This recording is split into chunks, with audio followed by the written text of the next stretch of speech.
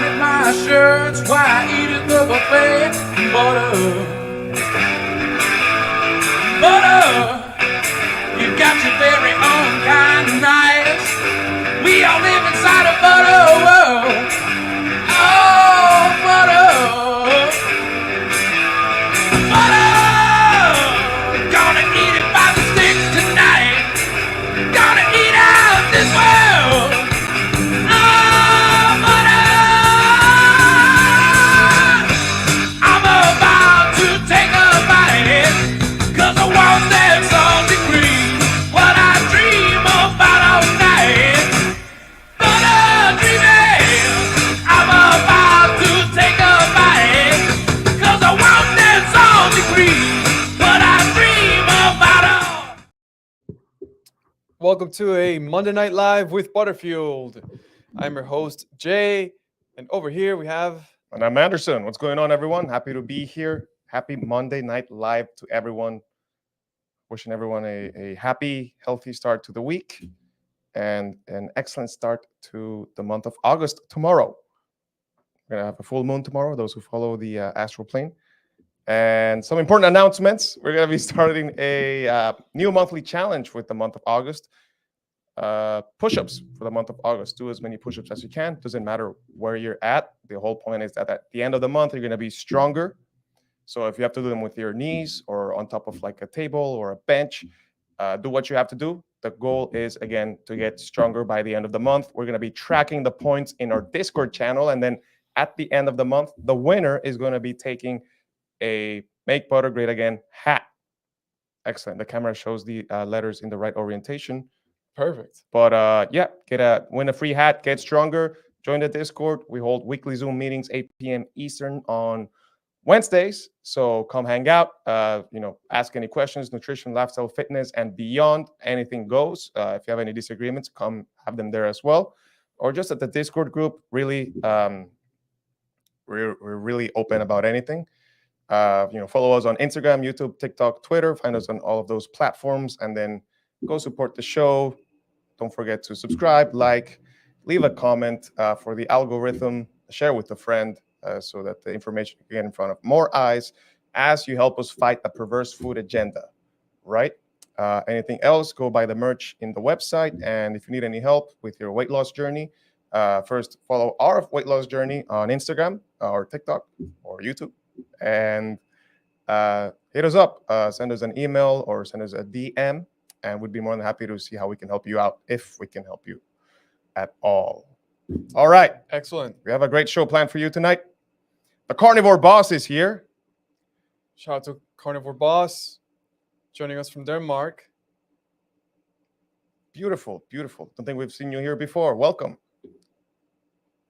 A bit of cameraception. But yeah, it's episode 32. As usual, we did our Instagram live before this, and now we're doing the YouTube live here every Monday. Catch us here, bringing the science into carnivore.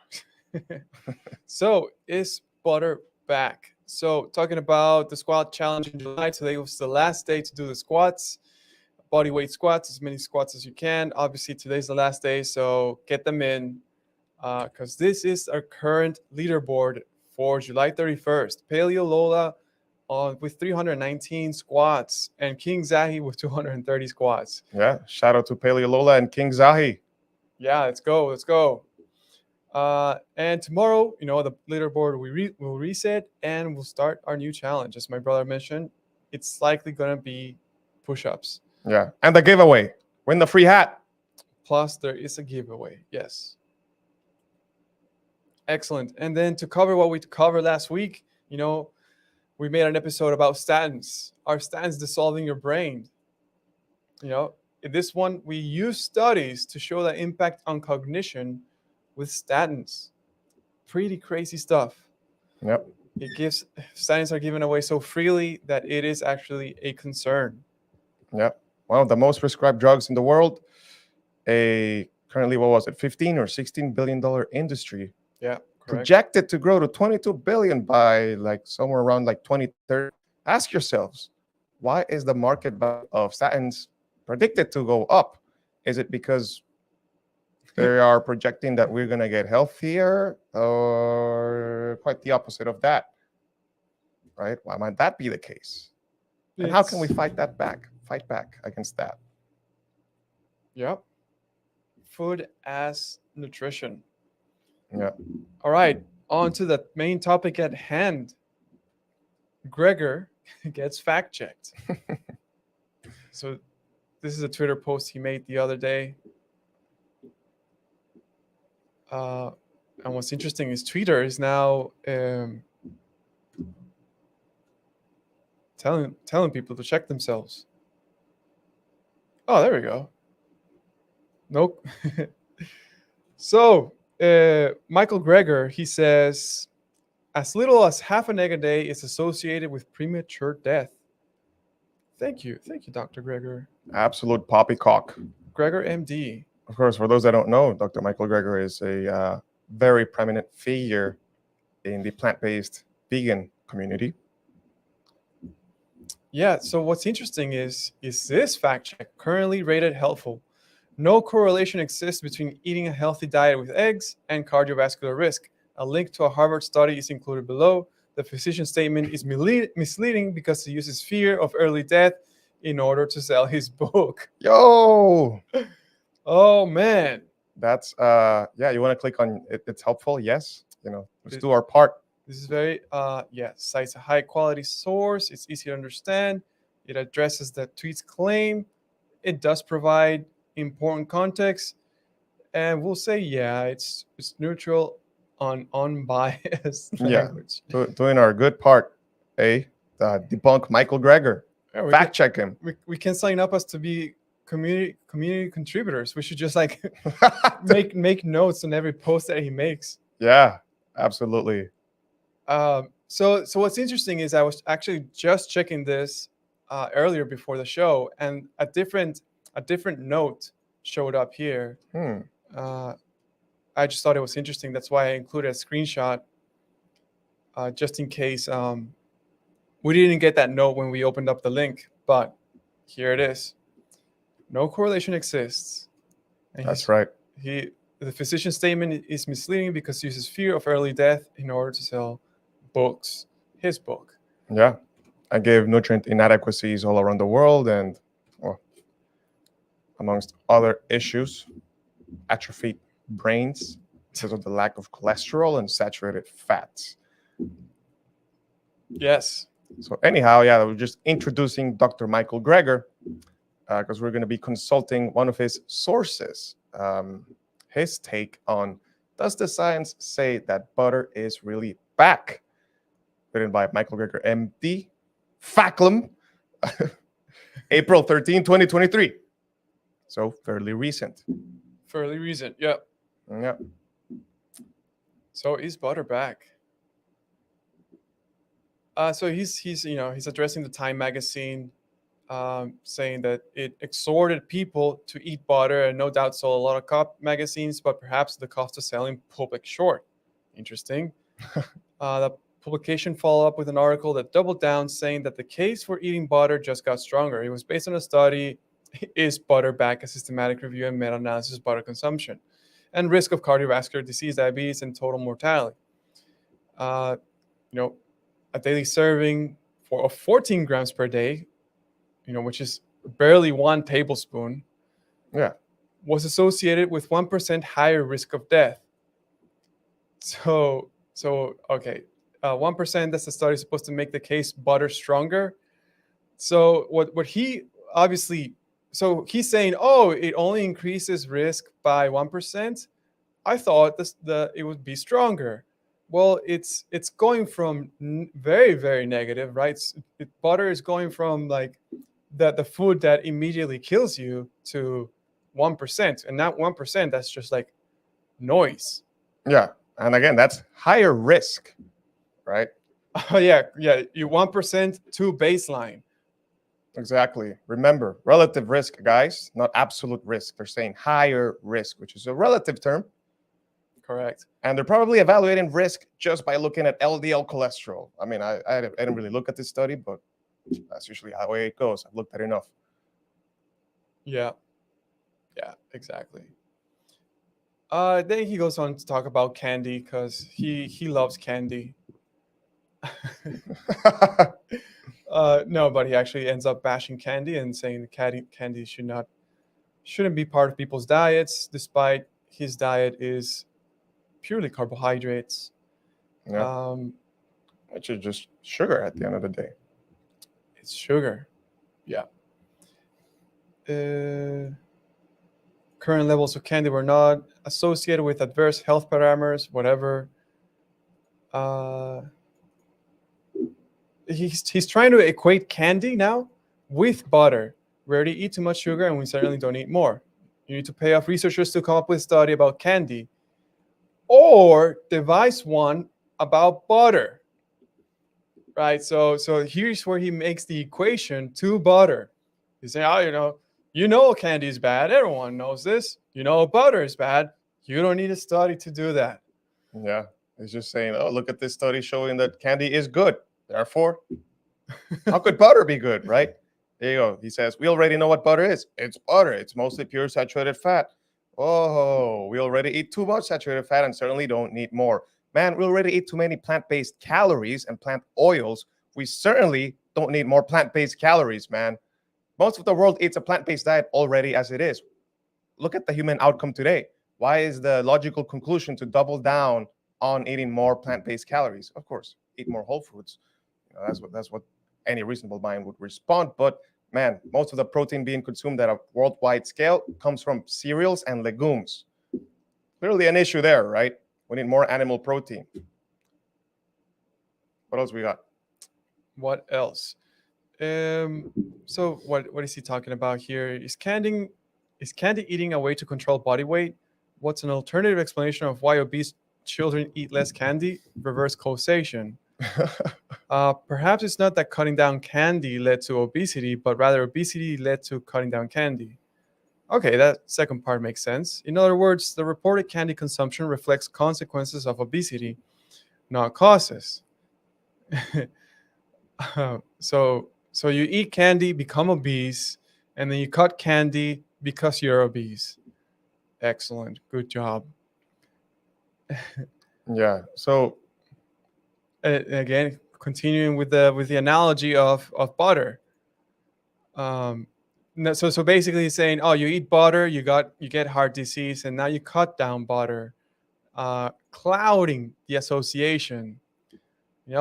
Clever Olympics here. yeah, it's a lot of mental gymnastics. Yeah. So he's saying cutting the butter consumption these days is reverse causation to heart disease. Oh man. Yeah. Yeah. And then he just talks about what ADHD and processed mini wheats. We don't have to read all of this garbage article. Yeah. Let's see. Butter has been put to the test. Single meal with butter can boost an inflammatory gene expression.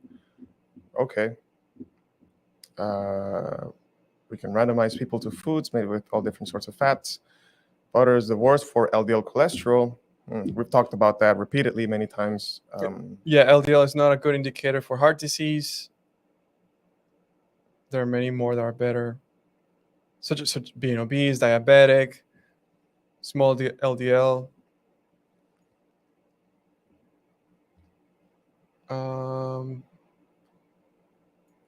So yeah, he's just talking about how you take out butter, you lower your cholesterol, but that's all based on a false premise. So you can talk all the fantasy you want.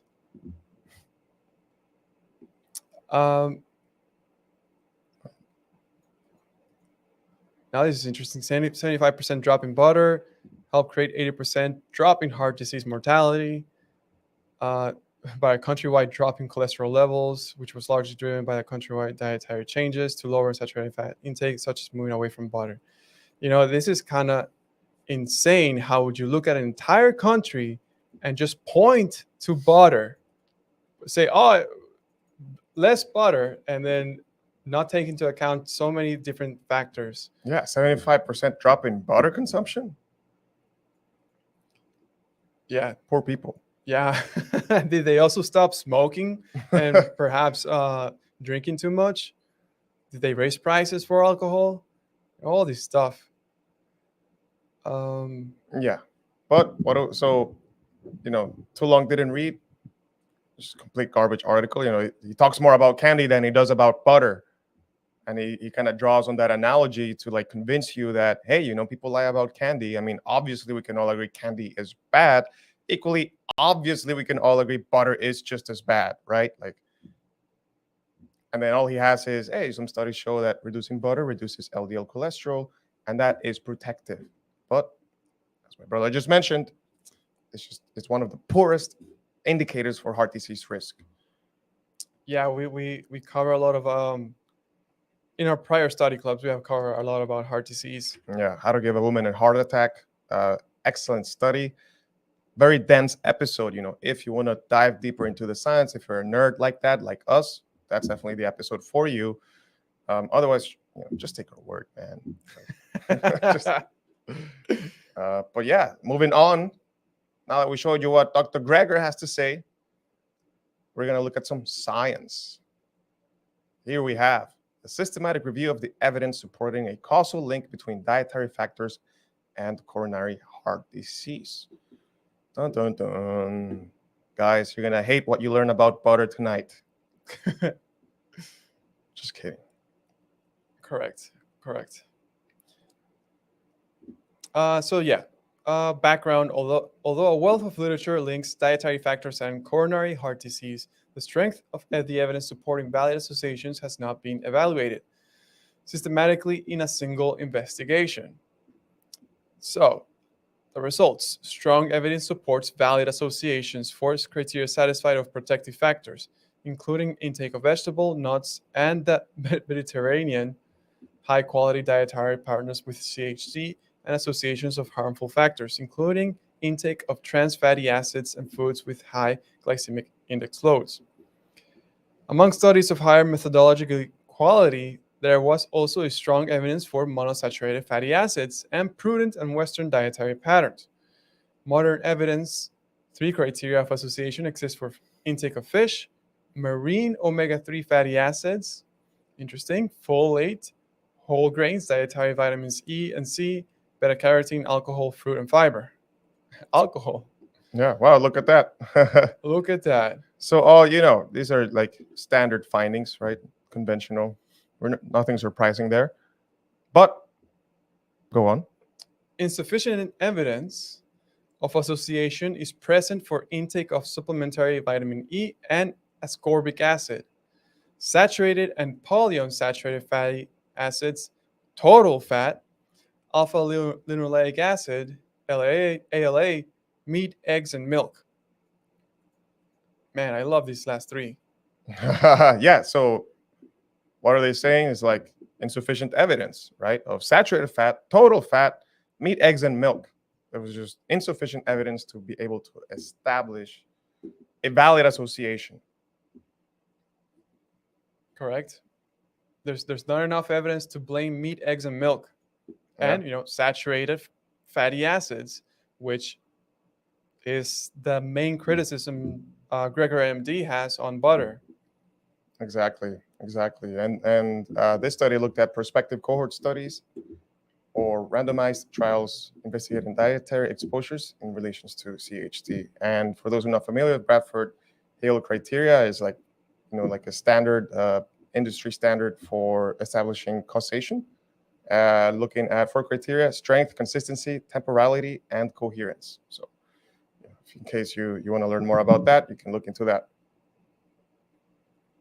Yes. Moving on. Oh yeah, you got it here. Insufficient evidence.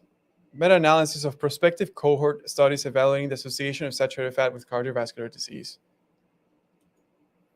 Yeah, so here's another study. Meta-analysis. What could they have found? A bit of the background. A reduction in dietary saturated fat has generally been thought to improve cardiovascular health. Right? It's just something people think. Yeah, that is their assumption coming into this, right? Generally thought, okay? I thought it was the science, right? Yeah, I thought the science have proved the causal factor. thought it was tried and tested and proven and backed by, all the academics in the towers in Harvard and Tufts and the governments all around the world. But no, I guess people just think this. Yeah, just generally being thought that saturated fat and butter and tallow and beef, all of these foods we've had forever. So the American Heart Association, was a product of people thinking that that the fats cause heart disease. Wow, can you imagine that? Hey, man, they had a dream, They Still is. they're still dreaming. Anyway, you can continue. Yeah. So objective of meta-analysis was to summarize evidence related to association of dietary saturated fat with risk of coronary heart disease, stroke, and cardiovascular disease. In prospective epidemiologic studies, right? Okay, we're looking at epidemiologic studies. Let's not kid ourselves here, right? This just means observation. But anyhow, let's just skip to the interesting part. Conclusions. A meta-analysis of prospective epidemiologic studies showed that there is no significant evidence for concluding that dietary saturated fat is associated with an increased risk of CHD or CVD. More data are needed to elucidate whether CVD risks are likely to be influenced by the specific nutrients used to replace saturated fat. And there you have it. Could the nutrients be influencing the risks more than the saturated fat? That's pretty interesting question to pose. Yeah. Such as plant oils. Right? The nasty, pesky vegetable, non-vegetables, seed oils. Yes. We need fat, guys, but you know that already. No clear effects. Study number 3. You can do this all day. We had to stop at 5. Because we need to make content down the line, right? Can show all our cards. But science is there, guys. Reduced or modified dietary fat for preventing cardiovascular disease. The background: reduction and modification of dietary fats have differing effects on cardiovascular risk factors such as serum cholesterol, but their effects on important health outcomes are less clear.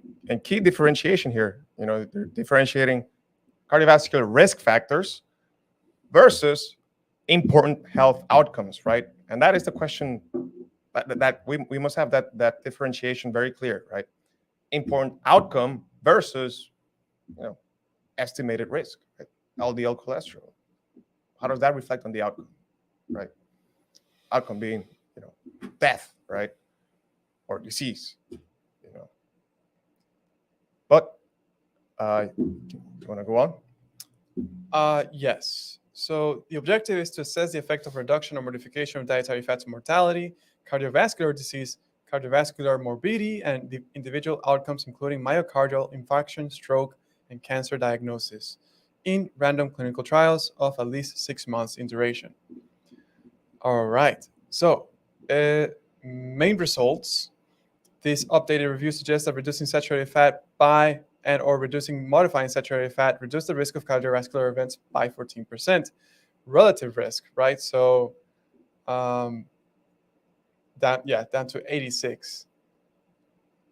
Compared to the 96, 24 comparisons, 65,000 participants, 7% had cardiovascular events. Subgrouping suggested that this reduction in cardiovascular events was seen in studies of fat modification, not reduction, which related directly to the degree of effect on serum total and LDL cholesterol and triglycerides. Triglycerides, that's key, of at least 2 years duration in the studies of men. There were no clear effects of dietary changes on total mortality or cardiovascular mortality. There we go. That's the important part. That is the important part. This did not alter with subgrouping or sensitivity analysis. Few studies compare reduced with modified fat diets, so direct comparisons was not possible. Yeah. So just to reiterate, in the first part, they're saying that the risk was reduced by 14%. The risk, right, is measured by, But how much your cholesterol drops or something like Yeah, that. by lipid markers. But then there were no clear effects, no statistically significant effects on total mortality or cardiovascular mortality. So did risk really drop? Is the question. But that's because they're still using the same standard risk of cholesterol being a risk. Exactly. Exactly. Do you want to say something about conclusion? Nah, we can move on to the next one. Keep blasting through. Yeah. Science. I love science. Low fat equals more risk? It seems so. This is a great study. One of the most expensive clinical studies ever conducted. I think this one will cost like $700 million. Oh, yeah, the Women's Health Initiative. Yeah, Women's Health Initiative, randomized controlled dietary modification trial, low-fat dietary pattern and risk of cardiovascular disease. So we can read a bit about the abstract. There's nothing too alarming that they conclude from this study, nothing too controversial. Yeah, correct. But yeah, context, multiple epidemiologic studies and some trials have linked diet with cardiovascular disease prevention, but long-term intervention data are needed. So objective test hypothesis that a dietary intervention intended to be low in fat and high in vegetables, fruits, and grains to reduce cancer would reduce CVD cancer risk, right? So low fat, that's what they're looking at. Let's see, what else? Main outcomes, fatal and non-fatal coronary heart disease, non-fatal stroke, fatal and non-fatal CVD. And then we can just read the conclusion. I don't know if there's any Something to highlight in the... yeah. They're saying that the lower fat would result in lower energy, but let's read the conclusion. Over a mean of 8.1 years, a dietary intervention that reduced total fat intake and increased intakes of vegetable fruits and grains did not significantly reduce the risk of CHD, stroke, or CVD in postmenopausal women and achieved only modest effects on CVD risk factors, suggesting that more focused diet and lifestyle interventions may be needed to improve risk factors and reduce CVD risk. So, no salient points, but do me a favor. Can you do Control F 1.26? There we go. So actually, I think this paragraph. Should we break it down? It's just very lengthy. But that sentence, the one where the 1.26 comes up, this was. So in the abstract, the conclusion. Oh, okay. Nothing too alarming.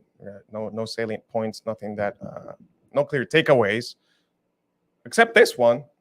And that is that the hazard ratio for the 3.4% of the women from the whole population of the study with CVD at baseline, right, with a history of cardiovascular disease, the hazard ratio for them when going on the low-fat protocol was 1.26. You understand what that means? It means that the women who had a history of cardiovascular disease who went on the low-fat protocol had an increased risk of cardiovascular disease by 26%. That's what this means right here. Yeah. Yeah, 26%. Now, some scholars say that this is the only statistical significant finding of this whole low-fat Women's Health Initiative study. But of course, you have to dig deeper into the study to find it. And the way they describe it, I mean, you read that and you're like, 1.26. Yeah, what does that mean? Whatever, 3.4%, whatever. Dude, it means 26% increased risk of CVD for the women who already had CVD and went on the low fat. Okay? Oh, man.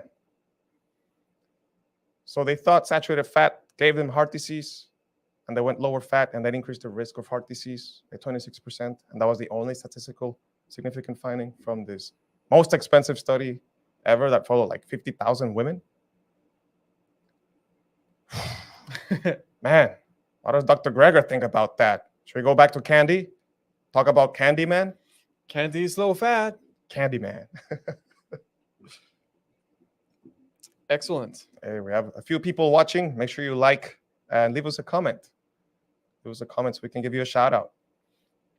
Yeah. As my brother mentioned, this was the most expensive medical study. About 700 million, 8 years, 50K participants.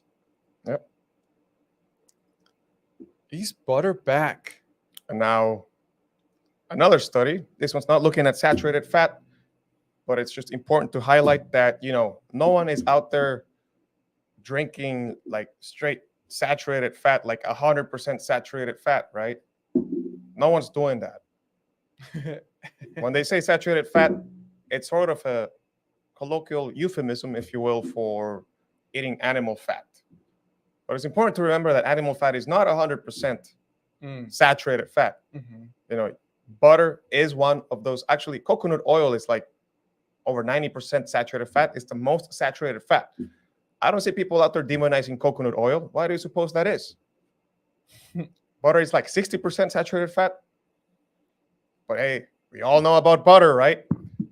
Beef fat is like 50% saturated, 45% monounsaturated.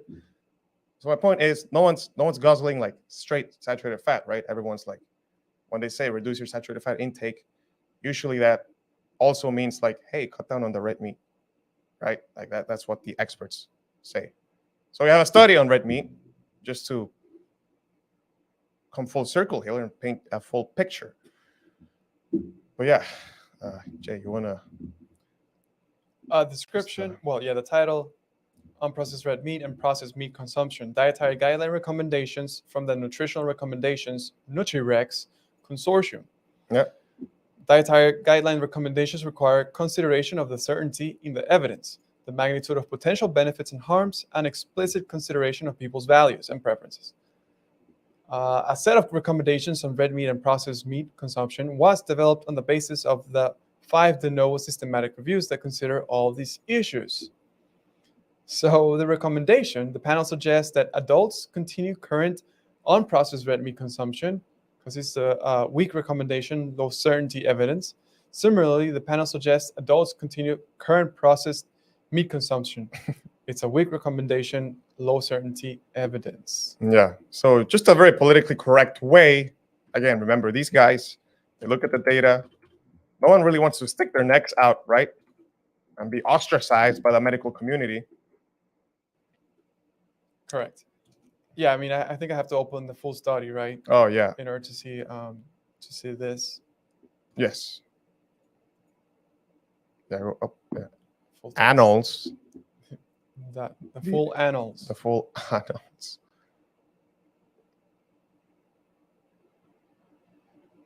Yeah, no, this is pretty good. Yeah. So again, this was a report that came out of a consortium. So a bunch of experts got together, and they're like, "Yo, what's the deal?" And then at the end, they're like, "Hey, maybe we should just tell people to keep on eating the meat that they're eating. Doesn't really seem to matter that much. Don't sweat it for unprocessed and processed meat, guys." But yeah, the results, we can read this part because this is where all the main takeaways were described. Recommendation for unprocessed red meat. For adults 18 years of age or older, we suggest continuing current unprocessed red meat consumption. 11 of 14 panelists voted for continuation of current unprocessed red meat. Excellent. Recommendation for processed meat. Same deal, suggest continuing current processed meat consumptions. And then this is where they break it down. Jay, if you want to read that part. For evidence for harms and benefits of unprocessed red meat consumption. For our review of randomized trials on harms and benefits, 12 unique trials enrolling 54,000 participants, we found low to very low certainty evidence that diets lower in unprocessed red meat may have little or no effect on the risk for major cardiometabolic outcomes and cancer mortality and incidence. There we go. Randomized trials, 54,000 participants. Sounds pretty good to me. Yeah. Dose response meta-analysis results from 23 cohort studies with 1.4 million participants. 1.4? Provided low to very low certainty evidence that decreasing unprocessed red meat intake may result in a very small reduction in the risk for major cardiovascular outcomes, disease, stroke, and myocardial infarction, and type 2 diabetes. So yeah, basically, like, cutting out unprocessed red meat or lowering consumption of unprocessed red meat, it's very, very weak. It's a very weak recommendation to address these things. So there's no need to change it, basically. Yeah, and it goes on and on. Yeah, very detailed. In short, omnivores enjoy eating meat and consider it an essential component of healthy diet. This is true, especially carnivores. It is the essential component of a healthy diet. Yeah, There is also evidence of possible health benefits of omnivores versus vegetarian diets on outcomes as muscle development and anemia. Beautiful. They say omnivores, but we'll take that as a W for the carnivores as well. yeah, yeah. It's what the data says, right? It's what the science says, and of course, we're here to break it down for you. But yeah, I think we can keep moving on with the slides and wrap this up. Yes. So, concluding thoughts, as usual, humans are meant to eat meat, and this also includes animal fats. Animal fats are not exclusively saturated. Lift weights, eat meat, and the right fat is important. The right fat is, of course, animal fat. So, in case you needed any clarification, there you go. If you need for us to draw it for you, then let us know. Maybe we can try. Yeah, we'll get a whiteboard and then start drawing it for you here. Yeah, and we'll say the exact same things. Eat meat, eat the animal fats. Yeah, the science is there. Just because Dr. Michael Greger wants to talk more about candy, it's probably just his carb-addicted brain making him think about candy. And hey, have anyone ever tried like the good candy is the one that's going to have some butter in it too. So I mean, yeah, fat and sugar, they go well together. I'm not gonna lie. Yeah. Otherwise, fat, sugar, eggs, and then they make some cake and whatever, right? It's only good if they add eggs in the butter, or if it's like fudge, it's only good with the butter in it. Hey, man, you keep doing what you're doing, Dr. Twitter is fact checking you, and we're gonna become community contributors, whatever, to just keep on fact checking you. So, if you found this information valuable, don't forget to leave a like, leave us a comment for the algorithms. Just say, "Hey, I love butter. I love meat." And share it with a friend who's still afraid of butter and they're cooking with Mazola, canola, vegetable oils at home, Wesson oils, whatever. Man, you gotta get caught up with the science. Start using butter and any other animal fats, ghee, tallow, lard. Get some sweat, duck fat, whatever. Doesn't matter. Eat all the animals you want. Lots of red meat and ruminants. Yes, sir. Yes, sir. And with that said, I'm gonna say goodbye. Yeah. Let's wrap it up. We're gonna get to the gym. We gotta hit the gym. All right. So with that said, wishing everyone a happy, healthy, and more nutrient dense era. Catch you all next time.